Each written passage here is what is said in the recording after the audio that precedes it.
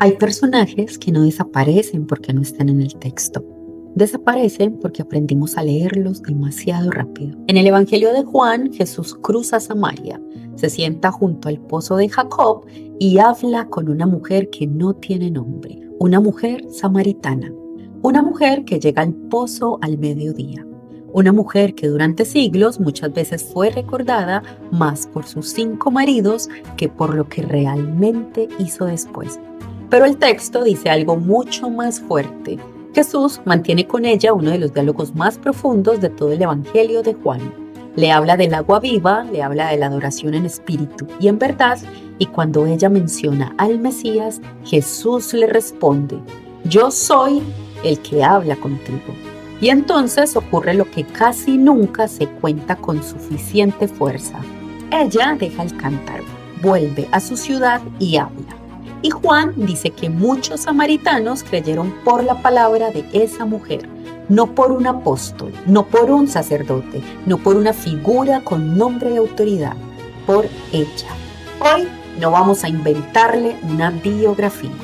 Vamos a mirar lo que el texto sí dice, lo que la tradición oriental recordó, lo que Occidente muchas veces dejó en segundo plano y por qué esta mujer sin nombre quizá tuvo una voz mucho más importante de lo que nos enseñaron. El contexto que hace extraordinaria la escena. Para entender por qué esta escena tiene tanto peso, primero hay que mirar el lugar. Samaria no era un simple punto en el mapa. Era una frontera cargada de historia, religión, tensión y memoria. Los samaritanos vivían en la región situada entre Galilea y Judea. Compartían parte de la tradición de Israel y reconocían el Pentateuco como escritura sagrada, pero tenían diferencias religiosas profundas con los judíos. Una de las más importantes era el lugar de adoración. Para los samaritanos, el monte Gerizim tenía un valor sagrado central. Para los judíos, el centro religioso estaba en Jerusalén. Esa diferencia no era un detalle menor. Había marcado siglos de separación, sospecha y hostilidad religiosa. El propio Evangelio de Juan deja clara esa tensión cuando la mujer se sorprende de que Jesús, siendo judío, le pida de beber a ella, una mujer samaritana. Y Juan añade una explicación directa. Los judíos y los samaritanos no se trataban de esa manera. Por eso, el inicio de esta escena ya es una ruptura. Jesús viaja desde Judea hacia Galicia, y el texto dice que le era necesario pasar por Samaria. Esa frase puede leerse como una necesidad geográfica, pero dentro del Evangelio de Juan también suena a algo más profundo, una cita que tenía que ocurrir. Jesús llega a una ciudad samaritana llamada Sícar, cerca del terreno asociado a Jacob. Allí está el pozo de Jacob, un lugar con una carga simbólica enorme, un pozo antiguo, una tierra vinculada a los patriarcas, una frontera religiosa viva. Y allí, al mediodía, Jesús se sienta cansado del camino. El texto dice que era aproximadamente la hora sexta. La mujer llega a sacar agua. No sabemos con certeza por qué llegó a esa hora. A veces se ha dicho que iba al mediodía porque estaba aislada socialmente, pero el texto no lo afirma de forma directa.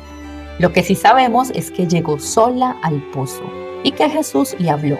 Le dijo: dame de beber. Esa petición parece sencilla, pero en ese contexto no lo era. Un judío pidiéndole agua a una samaritana, un hombre iniciando una conversación con una mujer desconocida, un encuentro religioso, social y culturalmente incómodo, y ella lo entiende de inmediato. Por eso responde con una pregunta que resume toda la tensión de la escena. ¿Cómo tú, siendo judío, me pides de beber a mí, que soy mujer samaritana? Ahí comienza uno de los diálogos más intensos del Evangelio de Juan. Y lo extraordinario no es solo que Jesús hable con ella. Lo extraordinario es que Juan no la deja como una figura decorativa, la deja pensar, la deja preguntar, la deja responder, la deja entrar en el centro del debate. Porque lo que ocurre después no es una conversación superficial, es una conversación sobre agua viva, adoración, identidad, Mesías y verdad. Y ese detalle cambia toda la escena. Pero lo más importante no es que Jesús rompiera una barrera social hablando. Lo más importante es que no la trató como un problema moral. La trató como una interlocutora capaz de entender una revelación profunda. Y eso en el relato de Juan no es un detalle menor. La conversación y la rebelión. Jesús le habla de agua viva. Ella mira el pozo, mira la realidad concreta, no entiende todavía el sentido profundo de esa imagen y pregunta. Eso es importante porque la mujer samaritana no aparece como alguien pasiva, silenciosa o incapaz de seguir el diálogo. Pregunta, cuestiona, responde, intenta comprender y Jesús no corta la conversación, la lleva más hondo. Le dice que quien beba del agua que él dará no tendrá sed jamás, porque esa agua se convertirá en una fuente que salta para la vida eterna. Ella le pide esa agua y entonces Jesús toca el punto más delicado del relato. Le dice que llame a su marido. Ella responde, no tengo marido. Y Jesús le dice que ha dicho la verdad, porque ha tenido 5 maridos y el hombre con quien vive ahora no es su marido. Durante siglos ese dato fue usado muchas veces para reducirla a una mujer moralmente sospechosa, pero hay que mirar el texto con cuidado. Jesús no la insulta, no la reprende, no le dice que se arrepienta, no la expulsa de la conversación, simplemente revela que conoce su historia y ella no huye, no se rompe, no queda anulada, al contrario, sigue hablando. Y su siguiente pregunta no es una excusa barata, es una pregunta teológica. Le plantea el gran conflicto entre judíos y samaritanos. Nuestros padres adoraron en este monte, pero vosotros decís que en Jerusalén está el lugar donde se debe adorar. Ese es el centro del problema. Gerizim o Jerusalén, la montaña samaritana o el templo judío. La pregunta no es pequeña, es una pregunta sobre culto, identidad y pertenencia. Y Jesús le responde con una de las frases más conocidas del Evangelio de Juan. Llega la hora en que los verdaderos adoradores adorarán al Padre en espíritu y en verdad. Es decir, Jesús no esquiva la pregunta, la eleva, la lleva más allá de la rivalidad entre montes y templos. Y entonces ella menciona al Mesías. Dice que sabe que el Mesías viene y que cuando venga les anunciará todas las cosas. Y ahí llega uno de los momentos más fuertes del relato. Jesús le responde, yo soy el que habla contigo. En griego la frase contiene la expresión ego eimi, yo soy. En el Evangelio de Juan esa expresión tiene un peso especial en varios momentos importantes. Pero aquí hay que ser precisos. En Juan 4, Jesús no está dando un discurso largo ante multitudes, no está frente al templo, no está hablando con los líderes religiosos, está respondiendo directamente a una mujer samaritana que acaba de mencionar al Mesías. Y la respuesta es clara. El que habla con ella es aquel a quien espera. Esa es la fuerza de la escena. No hace falta exagerarla, no hace falta añadirle una conspiración. El propio texto ya es suficientemente poderoso. Jesús revela su identidad mesiánica en una conversación con una mujer sin nombre, perteneciente a un pueblo despreciado por muchos judíos de su tiempo. Y Juan coloca esa revelación en el corazón de una conversación larga, teológica y profundamente humana. Eso no es poca cosa, es una ruptura, una inversión, una escena que obliga a mirar de nuevo a una mujer que durante siglos fue leída muchas veces desde su pasado, pero no desde su misión. Pero sí, la conversación ya era sorprendente. Lo que ella hace después es todavía más fuerte, porque la prueba de su importancia no está en un título posterior, está en el fruto que Juan dice que produjo su palabra, el testimonio y su fruto. En ese momento regresan los discípulos y el texto dice que se sorprendieron al ver a Jesús hablando con una mujer, pero nadie se atreve a preguntarle por qué lo hacen. Esa sorpresa ya revela el choque de la escena. Para ellos algo no encaja, pero Jesús no parece incómodo. La mujer tampoco espera una explicación. Y entonces ocurre un gesto pequeño, pero muy visual. Ella deja el cántaro. El objeto por el que había llegado al pozo queda atrás. Ese cántaro era su motivo práctico para ella estar allí. Pero después de la conversación, la urgencia cambia. Ya no vuelve a la ciudad simplemente con agua. Vuelve con una pregunta, vuelve con una noticia, vuelve con una voz y dice a la gente, venid, ved a un hombre que me ha dicho todo lo que he hecho. ¿no será este el Cristo? Es una frase humilde, no impone, no grita, no manipula. Invita, venid y ved. Y esa invitación tiene un resultado concreto. El Evangelio de Juan dice que muchos samaritanos de aquella ciudad creyeron en Jesús por la palabra de la mujer. Ese dato es fundamental, porque aquí no estamos hablando de una interpretación moderna forzada, no estamos hablando de una lectura inventada para hacerla más importante. El texto lo dice. Muchos creyeron por su testimonio. Después los samaritanos fueron a ver a Jesús, le pidieron que se quedara con ellos y Jesús se quedó allí 2 días. Luego muchos más creyeron al escucharlo directamente. Pero el primer movimiento, la primera chispa en esa ciudad, nace de la palabra de ella. Y aquí hay que matizar algo importante. En el Evangelio de Juan ya existen antes otros testimonios sobre Jesús. Andrés le dice a Simón que han encontrado al Mesías.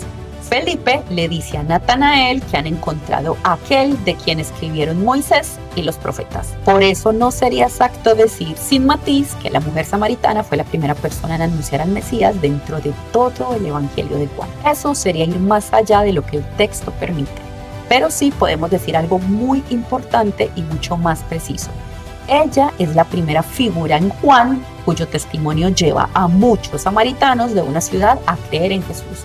Y eso es enorme, porque no tiene nombre, no tiene cargo, no pertenece al grupo de los 12, no viene de Jerusalén, no es sacerdote, no es escriba, no es una autoridad pública, y aún así su palabra mueve a una ciudad. La tradición cristiana oriental entendió el peso de esta historia. En esa tradición, la mujer samaritana recibió un nombre, Fotina o Fotini, que suele entenderse como la luminosa o la iluminada. La Iglesia Ortodoxa la venera como santa y la recuerda con un título muy alto, igual a los apóstoles. Ese título no significa que el Evangelio de Juan la nombre así, no lo hace, es una formulación litúrgica posterior de la tradición oriental. Pero muestra algo importante. Hubo una parte del cristianismo que sí leyó su testimonio como una misión poderosa. En cambio, en la memoria cristiana occidental, muchas veces su figura quedó más asociada a sus 5 maridos que a su papel como testigo.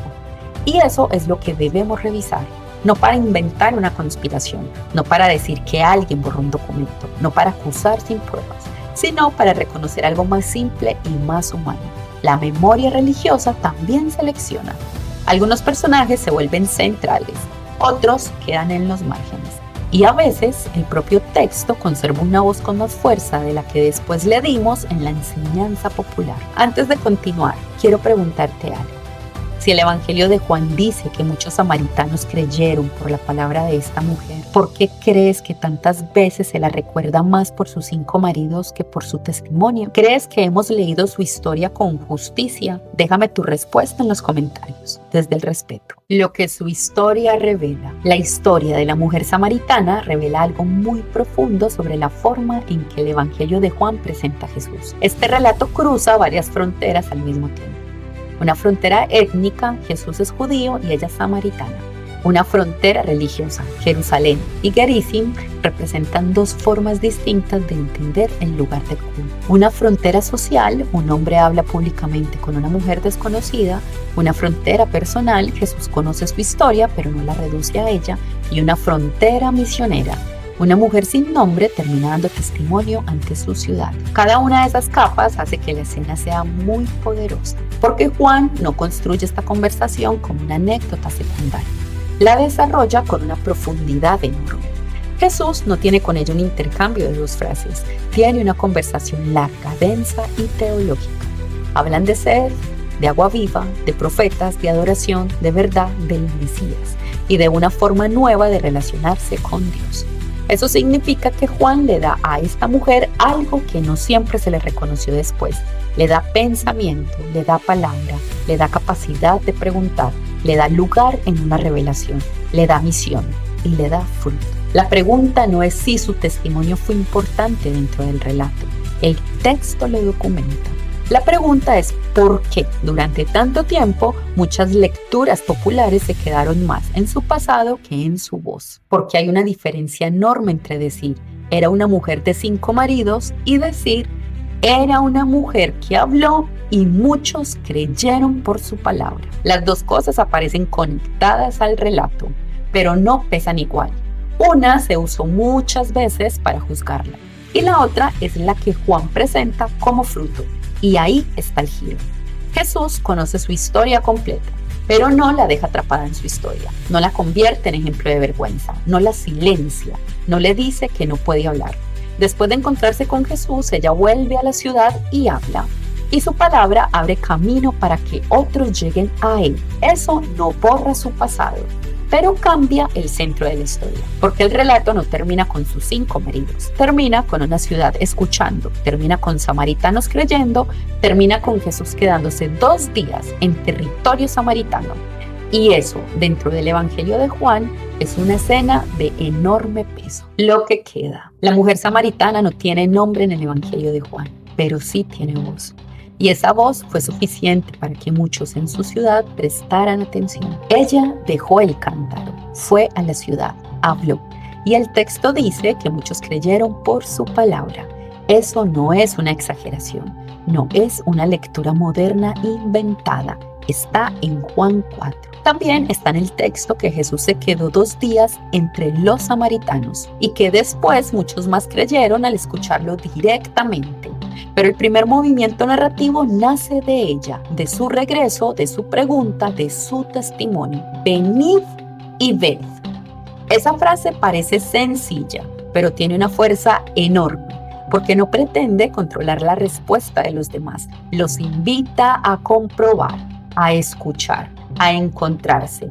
Y esa es una forma poderosa de anunciar. La tradición oriental le dio un nombre, Fótina, la luminosa. La llamó igual a los apóstoles. Y esa memoria litúrgica reconoció algo que el texto ya sugería, que su papel no fue menor. En Occidente, su figura no desapareció por completo. Eso sería falso. Su historia siguió siendo leída, predicada y representada. Pero muchas veces quedó marcada más por la sospecha moral que por la fuerza de su testimonio. Y ahí está la pregunta que este relato nos deja. ¿Qué ocurre cuando una mujer del Evangelio es recordada más por lo que se supone de su vida privada que por lo que el texto dice que hizo públicamente? ¿Qué ocurre cuando una voz queda en el margen, aunque el propio relato le haya dado una misión? La mujer samaritana no necesita que inventemos nada para hacerla importante. No necesita un documento secreto, no necesita una teoría prohibida, no necesita una conspiración. Juan 4 basta. Una mujer sin nombre, un pozo, una conversación, una ciudad que escucha y una frase que sigue atravesando los siglos. Venid y ved. Una mujer sin nombre, un pozo al mediodía, una conversación que cruzó fronteras que muchos consideraban imposibles, judíos y samaritanos, Gerizim y Jerusalén, hombre y mujer, pasado y misión, sed física y agua viva, y en medio de todo eso, una voz. La voz de una mujer que fue a su ciudad y dijo, venid y ved. El Evangelio de Juan no le da nombre, pero sí le da palabra.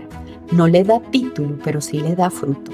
No la presenta como apóstol, pero muestra que muchos creyeron por su testimonio. La tradición ortodoxa la llamó Fótina, la luminosa, y la recordó como igual a los apóstoles. En Occidente muchas veces se habló más de sus 5 maridos que de su papel como testigo, pero el texto sigue ahí.